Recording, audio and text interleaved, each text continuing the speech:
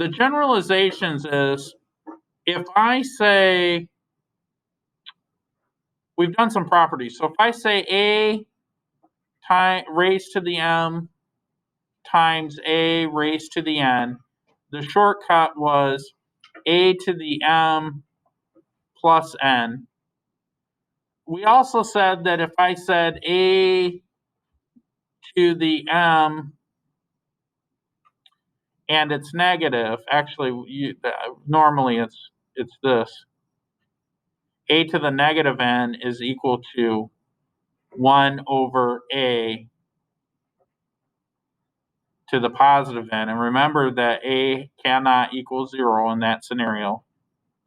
Then we said if you have a raised to the m raised to the n, that's a scenario, right? You don't realize it, but we did this one too. We said this is another property, a to the m over a to the n. That's actually a to the m minus n. Oops, not 4. So these are the properties we've been doing. And now we're going to do a new property that if I say a over b raised to the m, well, that's just going to be a to the m over b to the m. So those are all the properties. This was the last one. Oh, wait, there's one more too. I forgot. And then a to the 0 equals 1.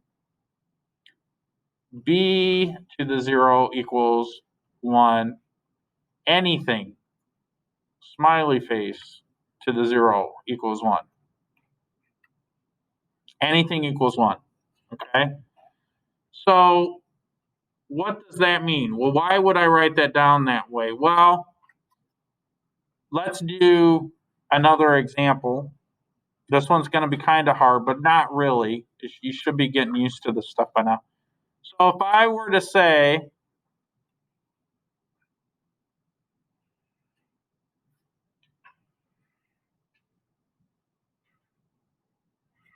I'm going to move this over here. If I say negative 2 x squared times y to the third power all over x cubed over y to the first power raised to the fourth power. There's lots of ways I could do this. I like to use, please excuse my dear Aunt Sally. In other words, I'm going to try to simplify the stuff inside the parentheses first. Well, if I think about this, I've got 2 x's up here on the top, and that should cancel with 2 x's here on the bottom. So then what happens is the negative 2 just stays on the top, but this becomes x to the 0, and then this becomes x to the first power, so I've got x to the first power on the bottom. Then over here, I've got 1 y on the bottom that's going to cancel with 1 y on the top. So this will be y to the 0, which is just 1. But then I'm going to have y to the 3 minus 1 on the top, which is going to be y squared. And all of that will be raised to the fourth power. Now, I did it that way on purpose because in the next line, I'm going to say negative 2 raised to the fourth power times